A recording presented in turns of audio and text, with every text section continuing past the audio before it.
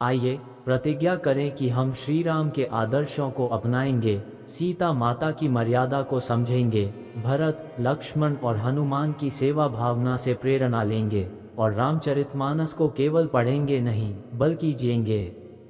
श्री रामचरितमानस केवल एक कथा नहीं, वह भक्ति का महासागर है। ये ग्रंथ हमें सिखाता है कि भक्ति और आत्मिक शक्ति से कोई भी मनुष्य दुख, भय और संकटों को पार कर सकता है।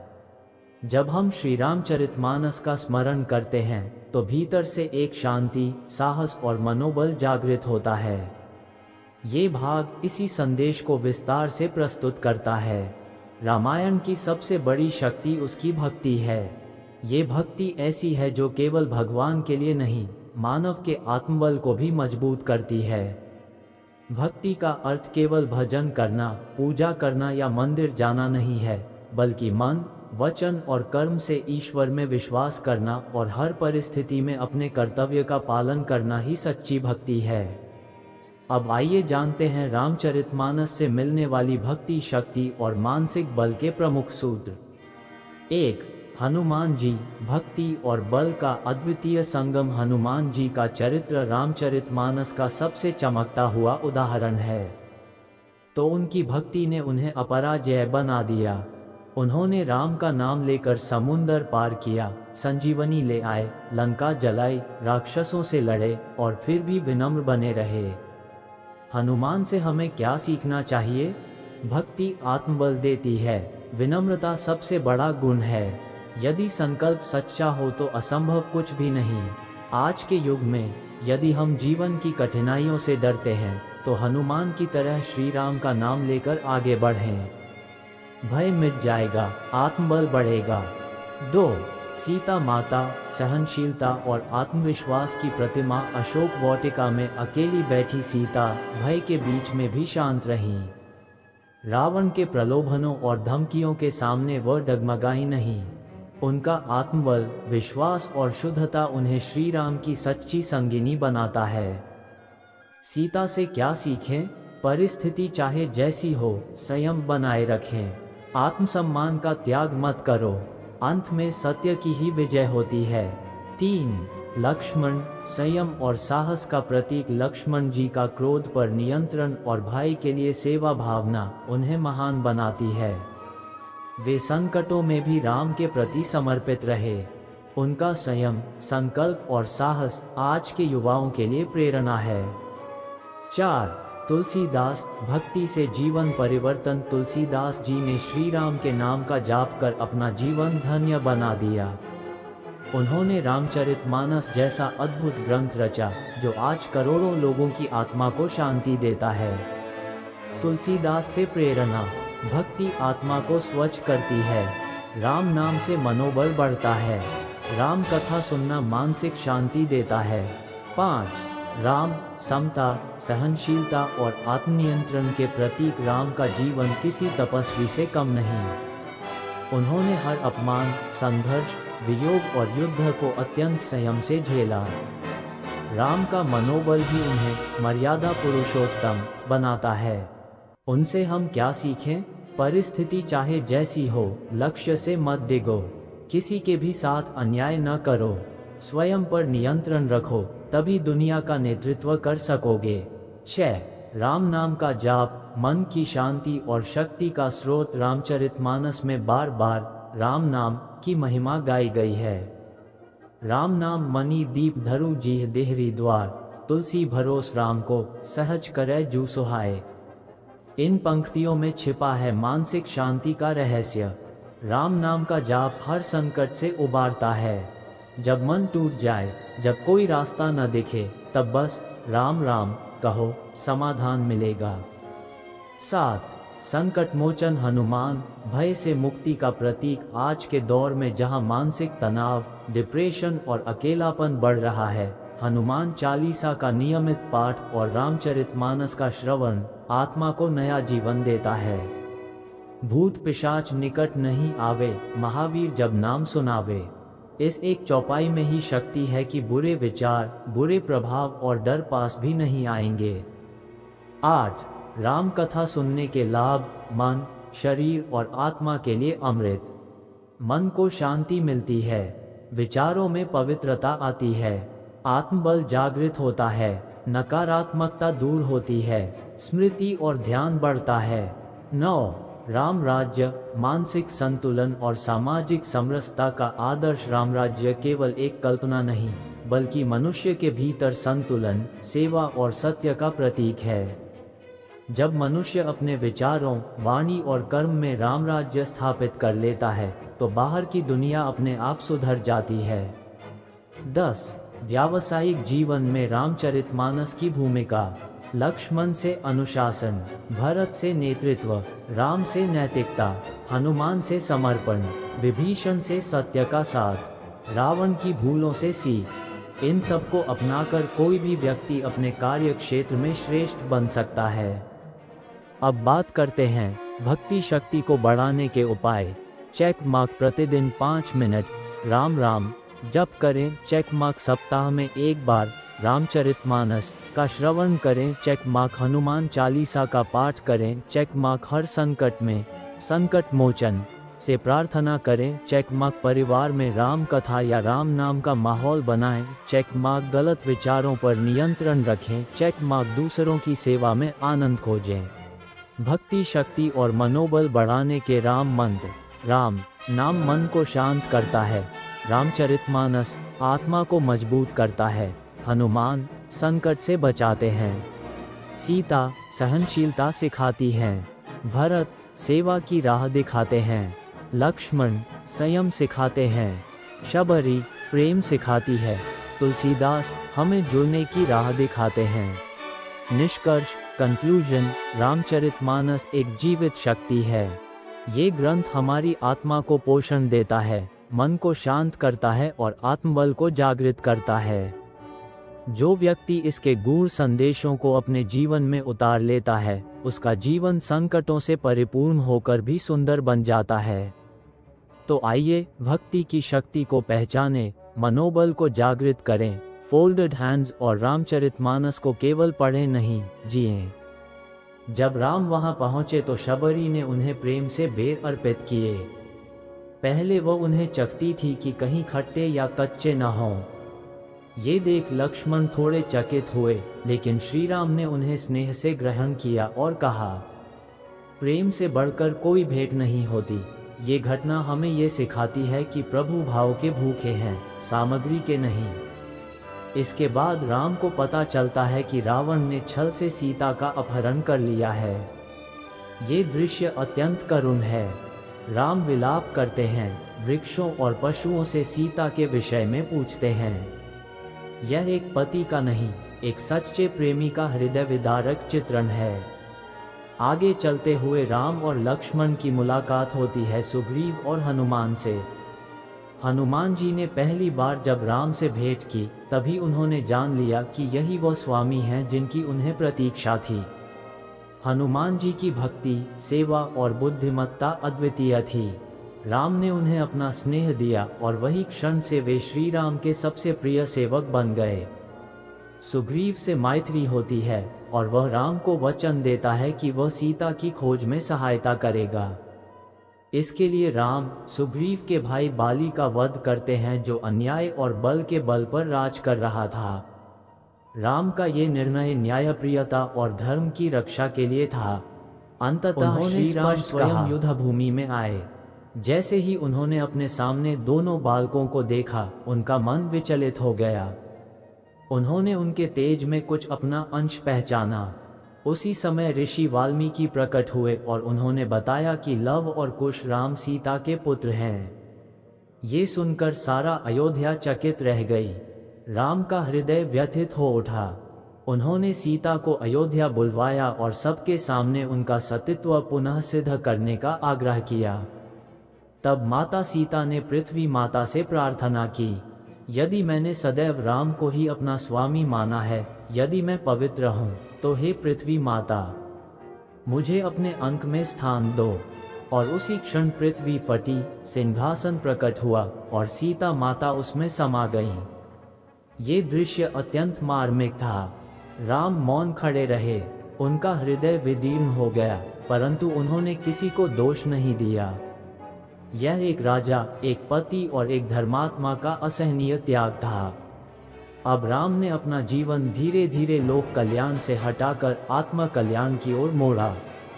उन्होंने अपने भाइयों को राज्य की जिम्मेदारी सौंपी, अपने पुत्रों को भविष्य के लिए तैयार किया और स्वयं सरयू नदी के तट पर तप करने चले गए।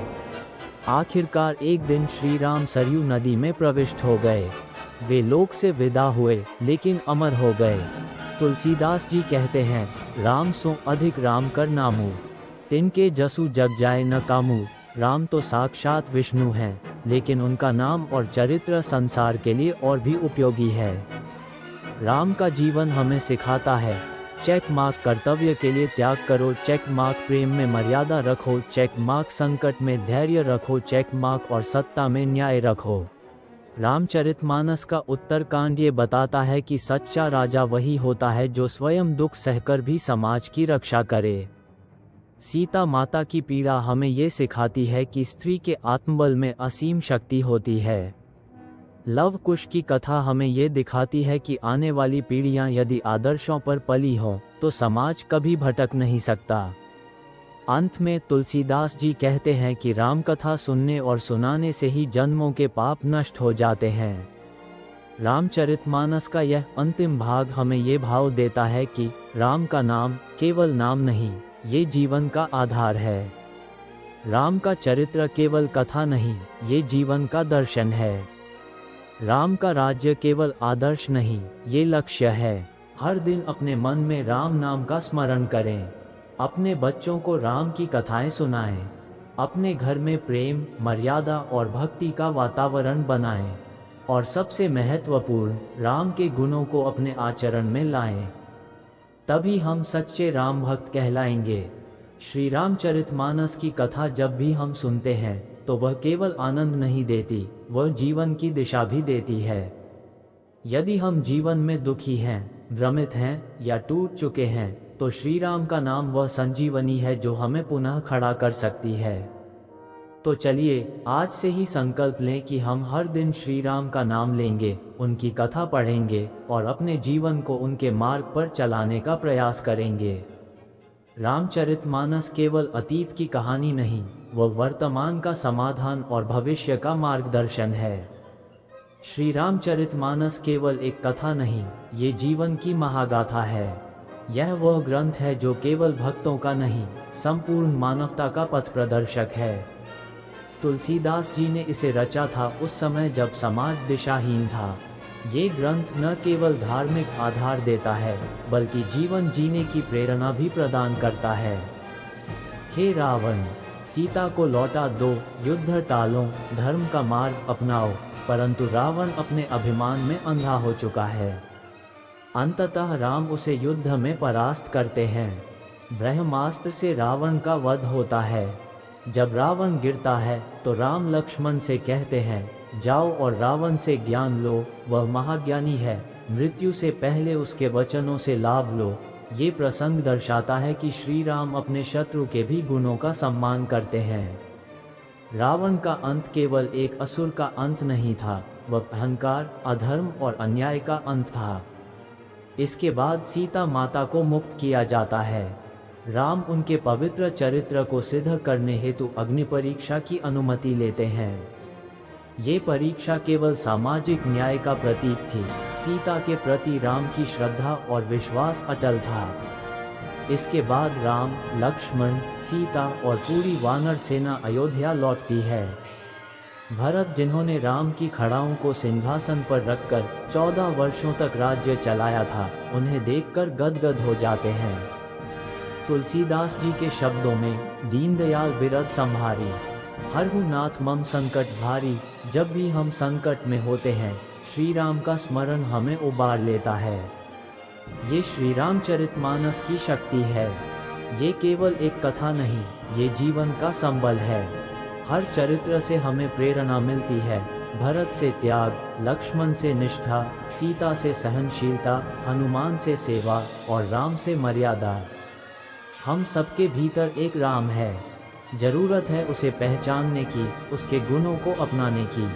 तुलसीदास जी हमें एक ही मंत्र देते हैं, राम नाम मणि दीप धरु जी देहरी द्वार। यदि हम अपने जीवन के द्वार पर राम नाम का दीप जला दें तो अंधकार कभी पास नहीं आएगा।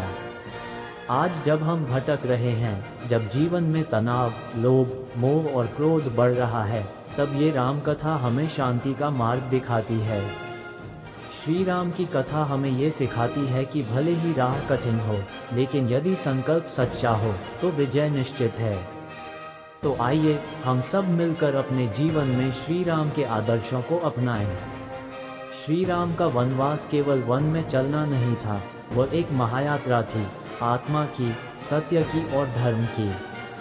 जब राम, लक्ष्मण और सीता वन में पहुंचे तो सबसे पहले उन्हें गंगा पार करनी थी। वहां केवट ने आकर अपनी विनम्र भक्ति का परिचय दिया। केवट जानता था कि श्री राम कोई साधारण मानव नहीं, स्वयं भगवान हैं। उसने कहा, प्रभु, आपकी चरण धूलि से तो पत्थर भी रूप बदल लेते हैं। मेरी नौक तो लकड़ी की है, अगर वह भी स्त्री बन गई तो मैं कहाँ जाऊंगा। यह विनोद में कही गई बात नहीं थी, ये सच्ची भक्ति की पहचान थी। राम ने जब उसे अपनी नौक चलाने की अनुमति दी तो वह चरण धोने के बाद ही उन्हें पार ले गया। इस प्रसंग से यह स्पष्ट होता है कि भगवान केवल विद्वानों या राजाओं के नहीं, सामान्य भक्तों के भी उतने ही प्रिय हैं। वन में आगे बढ़ते हुए राम अनेक ऋषियों और साधकों से मिलते हैं। वे उन्हें आशीर्वाद देते हैं और प्रभु को पहचान कर नतमस्तक हो जाते हैं। एक दिन राम की मुलाकात होती है एक वृद्धा शबरी से। शबरी ने वर्षों तक प्रभु राम की प्रतीक्षा की थी। उसने हर दिन अपने आश्रम को साफ किया, रास्ता निहारा। जैसे ही भगवान श्री राम इस धरती पर अवतरित होते हैं, प्रकृति मुस्कुरा उठती है। तुलसीदास जी लिखते हैं कि कौशलपुरी पठक पट नारी, हर्षित गावत मंगलचारी, अर्थात अयोध्या की गलियों में मंगल गीत गूंज उठते हैं। राम केवल राजा नहीं, वे मर्यादा पुरुषोत्तम हैं। उनका जीवन हमें ये सिखाता है कि परिस्थिति कैसी भी हो, कर्तव्य के पथ से नहीं डिगना चाहिए। जब गुरु वशिष्ठ श्री राम को शिक्षा देते हैं, वे केवल वेद पुराण ही नहीं सिखाते, वे उन्हें जीवन का मर्म समझाते हैं। धैर्य, सेवा, त्याग, प्रेम और सबसे बड़ी बात, न्याय। राजा जनक की सभा में जब श्री राम शिवधनुष को उठाते हैं और सहज भाव से तोड़ देते हैं, तब स्पष्ट होता है कि यह अवतार केवल शक्तिशाली ही नहीं, पूर्ण संयमवान भी है। सीता स्वयंवर के माध्यम से यह सिद्ध होता है कि सच्चा संबंध वह होता है जो धर्म के आधार पर खड़ा हो। वनवास की कथा हमें ये सिखाती है कि सुख सुविधाएं स्थायी नहीं, परंतु अपने कर्तव्यों के लिए उन्हें त्यागना ही धर्म है। राम, सीता और लक्ष्मण का वनगमन केवल एक कहानी नहीं, वह जीवन की असली तपस्या है। वे हमें ये दिखाते हैं कि कष्टों में भी संयम, सेवा और सच्चाई के साथ जीवन जिया जा सकता है। शबरी का प्रेम, निषाद राज की मित्रता, केवट की सेवा, ये सब उदाहरण हैं कि भगवान केवल धर्म और राज्य की स्थापना के बाद अयोध्या समृद्धि और धर्म का केंद्र बन गई। हर ओर मंगल छाया हुआ था। राजा राम निष्पक्ष, दयालु और धर्मपरायण शासक बने। सीता माता भी रानी के रूप में सभी स्त्रियों के लिए एक आदर्श बन चुकी थी। परंतु तभी समाज में एक कोलाहल उठा। कुछ लोगों ने सीता की पवित्रता पर संदेह जताया। ये सुनकर श्री राम का मन विचलित हो गया। वे जानते थे कि सीता निर्दोष हैं, फिर भी उन्होंने समाज की मर्यादा और राजा के धर्म का पालन करते हुए सीता को वनवास देने का निर्णय लिया। यह निर्णय अत्यंत पीड़ादायक था। सीता उस समय गर्भवती थी। वे ऋषि वाल्मीकि के आश्रम में पहुंची, जहां उन्होंने लव और कुश को जन्म दिया। वाल्मीकि ने दोनों पुत्रों को वेद, शास्त्र, युद्धकला और धर्म की शिक्षा दी। दोनों बालक तेजस्वी, विद्वान और पराक्रमी बने। उन्होंने श्री राम के आदर्शों को अपने जीवन में उतारा, भले ही वे स्वयं अपने पिता को नहीं जानते थे। इधर अयोध्या में श्री राम ने अश्वमेध यज्ञ की योजना बनाई। एक घोड़े को छोड़ा गया जो विजयोचित संदेश के साथ विभिन्न राज्यों में घूमता है। घोड़ा जब वाल्मीकि के आश्रम के पास पहुंचा तो लव और कुश ने उसे पकड़ लिया। उन्होंने कहा, हम बिना युद्ध के इसे नहीं छोड़ेंगे। जब श्री राम की सेना ने घोड़े को वापस लेने की कोशिश की तो लव और कुश ने पराक्रम। इसी समय विश्वामित्र मुनि राजा दशरथ के पास आते हैं और राम लक्ष्मण को अपने साथ राक्षसों के संहार हेतु ले जाने का आग्रह करते हैं। राजा दशरथ असमंजस में होते हैं, परंतु गुरु वशिष्ठ के कहने पर वे अपने पुत्रों को भेजने के लिए तैयार हो जाते हैं। यहाँ से हमें ये संदेश मिलता है कि एक पिता को भी धर्म के लिए अपने बच्चों को त्यागना पड़ सकता है। ये त्याग केवल बलिदान नहीं, एक उच्च चेतना का परिचायक है। राम और लक्ष्मण विश्वामित्र के साथ जाते हैं, ताड़का, मारीच जैसे राक्षसों का संहार करते हैं और मुनियों की रक्षा करते हैं। यही नहीं, वे सिद्ध करते हैं कि धर्म की रक्षा केवल ब्रह्मज्ञान से नहीं, शक्ति और शौर्य से भी की जाती है। आगे चलकर राम और लक्ष्मण जनकपुर पहुंचते हैं। यहाँ राम सीता का प्रथम दर्शन होता है। जनकपुर में जब शिव धनुष को तोड़ने की चुनौती दी जाती है, तब श्री राम सहज भाव से उसे उठाते और तोड़ देते हैं। उठाई सकल भुअर धनु जाना, राम लखन सुर बृंद समाना। यह विवाह केवल दो व्यक्तियों का नहीं, ये दो संस्कृतियों, दो शक्तियों और दो आदर्शों का संगम है। राम और सीता का विवाह पूरे जनकपुर में हर्षोल्लास के साथ होता है। चारों भाइयों का विवाह चारों राजकुमारियों से होता है। ये कथा हमें ये भी सिखाती है कि परिवार में समानता, समर्पण और सामंजस्य कैसे बना रहता है। श्री गणेशाय नमः। सबसे पहले हम वंदना करते हैं उस प्रभु की जिनके नाम मात्र से सृष्टि का आरंभ होता है। ये श्री रामचरितमानस की कथा केवल एक ग्रंथ नहीं, ये जीवन जीने की कला है। यह वह दीप है जो अज्ञान के अंधकार को हर लेता है। गोस्वामी तुलसीदास जी ने जब इस ग्रंथ की रचना की तब समाज में अराजकता, अधर्म और दुख का बोलबाला था। उन्होंने अपने भावों को अवधी भाषा में पिरोया और एक ऐसा दिव्य चरित्र गढ़ा जो मानवता को रामत्व की ओर ले जाता है। बालकांड से ही श्री रामचरितमानस हमें ये सिखाता है कि जन्म कोई साधारण घटना नहीं, बल्कि एक दिव्य लीला का आरंभ है। अयोध्या के राजा दशरथ के यहाँ 4 पुत्रों का जन्म, विशेषकर श्री राम का जन्म, इस धरती पर धर्म की स्थापना का संकेत था। सेतुबंध एकता, संकल्प और आस्था का अद्भुत उदाहरण है। राम नाम से पत्थर भी तैर जाते हैं। ये केवल कथा नहीं, यह विश्वास की पराकाष्ठा है। श्री राम के नेतृत्व में वानर सेना सेतु बनाकर लंका की ओर प्रस्थान करती है। ये केवल एक भौगोलिक यात्रा नहीं थी, ये धर्म की स्थापना के लिए चल रहा अभियान था। श्री राम हर सैनिक के मन में उत्साह और विश्वास भरते हैं। लंका में रावण की सभा में जब विभीषण राम के पक्ष में बोलते हैं तो रावण उन्हें अपमानित करता है और बाहर निकाल देता है। विभीषण श्री राम की शरण में आकर कहते हैं, रावण अधर्मी है। उसे समझाने का प्रयास किया, परंतु वह अपने अहंकार में डूबा है। श्री राम विभीषण को स्वीकार करते हैं और उन्हें लंका का भविष्य का राजा घोषित कर देते हैं। ये दर्शाता है कि श्री राम योग्य को सदा सम्मान देते हैं, चाहे वो शत्रु पक्ष से ही क्यों न आया हो। युद्ध आरंभ होता है। रावण की विशाल सेना, मेघनाद, कुंभकर्ण जैसे युद्धवीर युद्धभूमि में उतरते हैं, परंतु राम की सेना में आस्था, भक्ति और साहस का संबल है। मेघनाद जब लक्ष्मण को शक्ति बाण से मूर्छित करता है, तब हनुमान संजीवनी बूटी लाकर लक्ष्मण को जीवन दान देते हैं। ये हनुमान की गति, शक्ति और भक्ति का अद्भुत उदाहरण है। तुलसीदास जी लिखते हैं, राम काज कीन्हे बिनु मोहि कहाँ विश्राम। श्री रामचरितमानस का प्रारंभ वंदना से होता है। वंदे तुलसीदास मुख सरोज। श्री तुलसीदास जी ने सबसे पहले गुरु, शिव, पार्वती, सरस्वती और श्री राम का स्मरण कर यह अमूल्य ग्रंथ आरंभ किया। इससे हमें ये शिक्षा मिलती है कि कोई भी बड़ा कार्य बिना विनम्रता और आशीर्वाद के सफल नहीं होता। फिर कथा आगे बढ़ती है। अयोध्या नगरी का वर्णन होता है। वह नगरी जहाँ धर्म और संस्कृति का साम्राज्य था। वहाँ के राजा दशरथ, जिन्होंने 3 रानियों के साथ एक शांतिपूर्ण और समृद्ध राज्य की स्थापना की थी, परंतु संतानहीनता के कारण उनका हृदय शून्य था। वे पुत्र की प्राप्ति हेतु यज्ञ करवाते हैं और यज्ञ के प्रसाद से भगवान श्री राम सहित चारों भाइयों का जन्म होता है। भय प्रगट कृपाला दीनदयाला कौशल्या हितकारी, ये चौपाई उस समय की है जब भगवान राम का जन्म हुआ। ये केवल एक पुत्र का जन्म नहीं था, बल्कि वह धर्म का अवतरण था। राम का जन्म होते ही अयोध्या में उत्सव शुरू हो जाता है।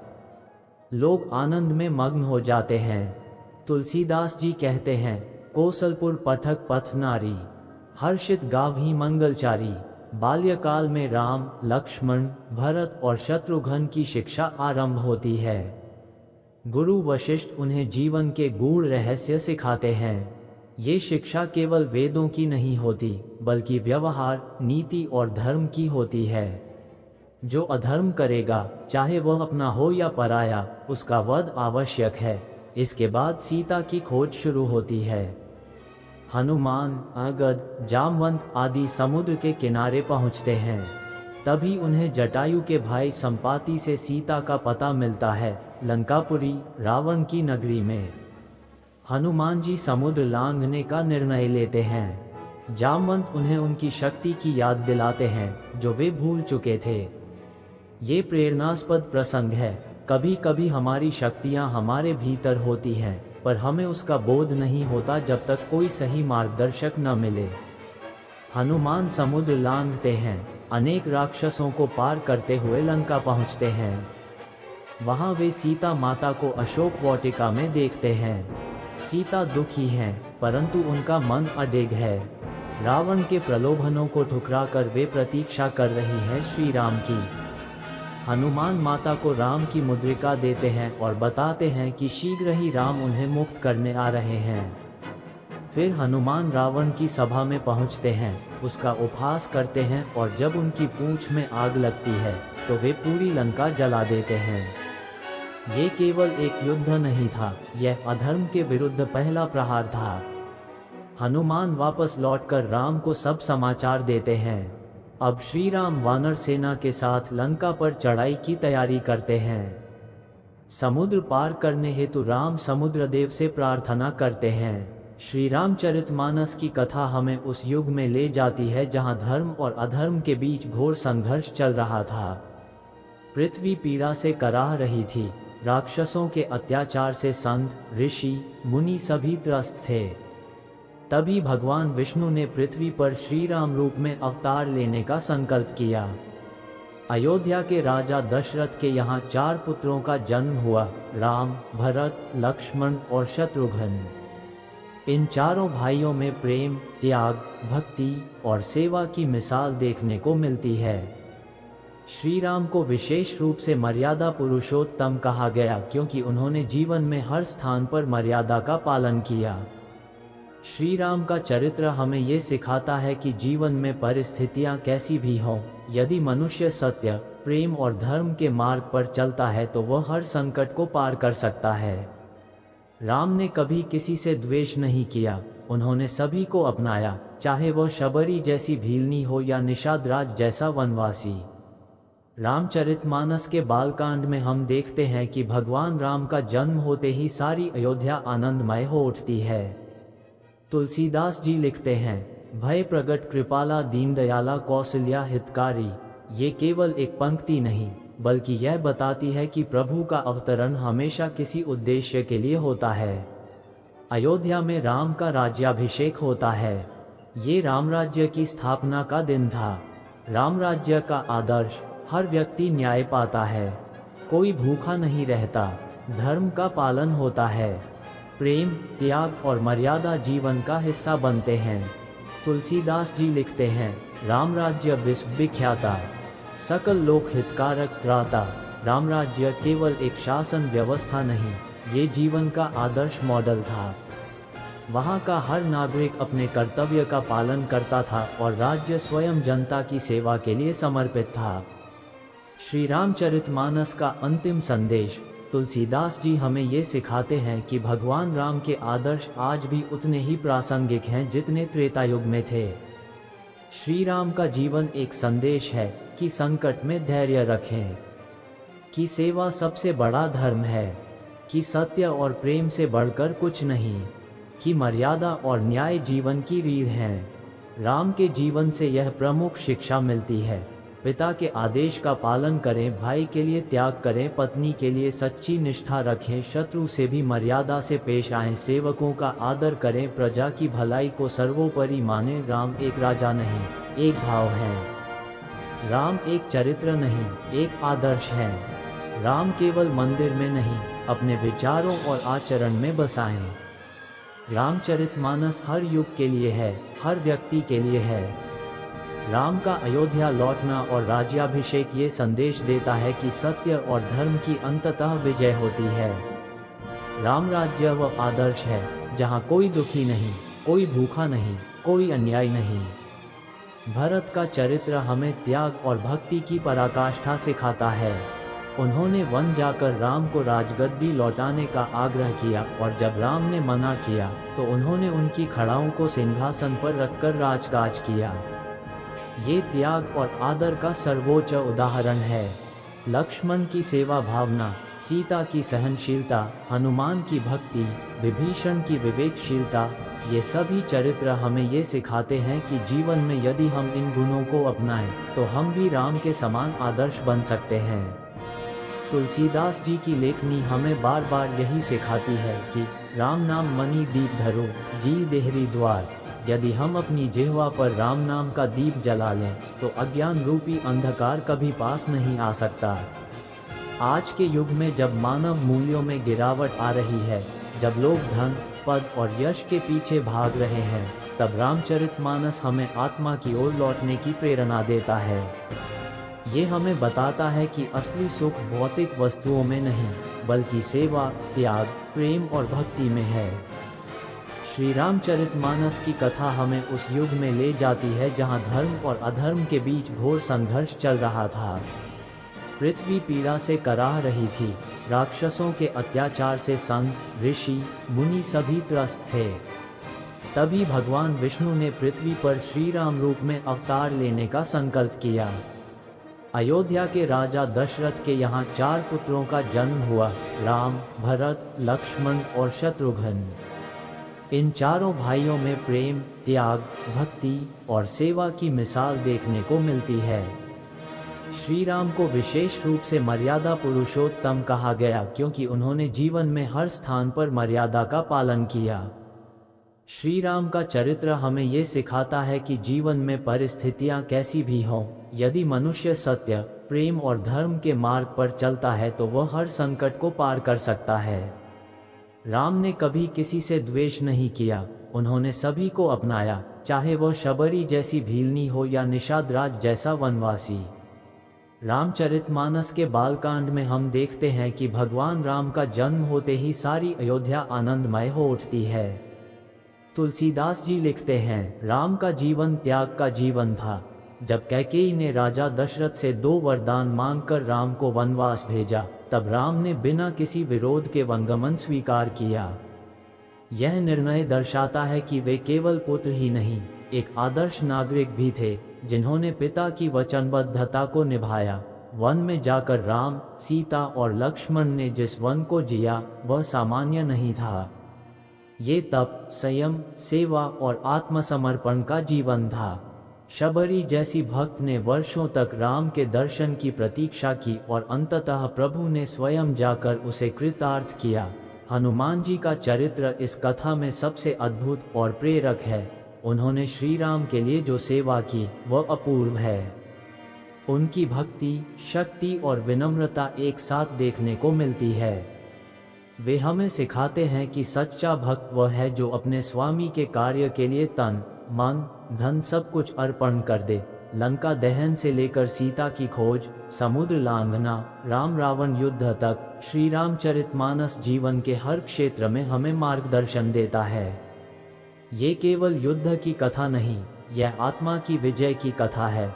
वर्ण जैसे विद्वान, पराक्रमी और समृद्ध राजा का पतन केवल अहंकार के कारण हुआ। ये दर्शाता है कि यदि ज्ञान के साथ विनम्रता न हो तो वह विनाश का कारण बनता है। राम ने रावण का वध करके ये स्पष्ट किया कि अधर्म चाहे कितना भी शक्तिशाली क्यों न हो, अंततः उसकी हार निश्चित है।